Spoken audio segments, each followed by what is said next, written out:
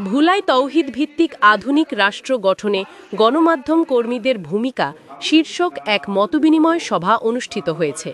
বৃহস্পতিবার ২ অক্টোবর সকালে ভোলা press club মিলনায়তনে হেজবুত তৌহিদের জেলা শাখার উদ্যোগে এ সভার আয়োজন করা হয়। সভায় প্রধান অতিথি ছিলেন হেজবুত তৌহিদ বরিশাল বিভাগের সভাপতি শফিকুল আলম উকবা।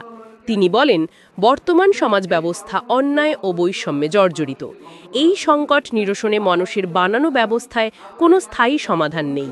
আল্লাহর দেয়া জীবন ব্যবস্থার আলোকে যুগোপযোগী আধুনিক রাষ্ট্র গঠনই একমাত্র বিকল্প।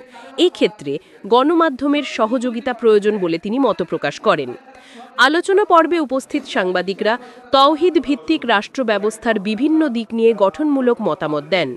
এতে ভোলা জেলা হেজবুত তৌহিদের সভাপতি মোহাম্মদ আবুল বাশার কামরুলের সভাপতিত্বে ও নারী নেত্রী খালেদা আক্তার লুনার সঞ্চালনায় বিশেষ অতিথি ছিলেন বরিশাল আঞ্চলিক আমির রুহুল আমিন মৃধা, বরিশাল জেলা সভাপতি লোকমান হোসেন ও ভোলা সদর থানা সভাপতি মোহাম্মদ জামাল উদ্দিন প্রমুখ।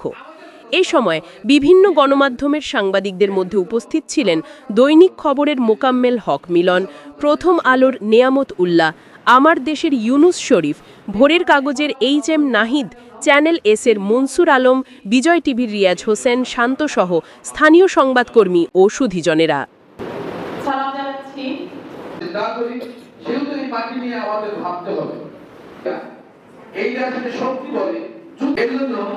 আমাদের প্রথম কথা হলো আমরা মুসলমান, আমরা এটা কি ভাবি।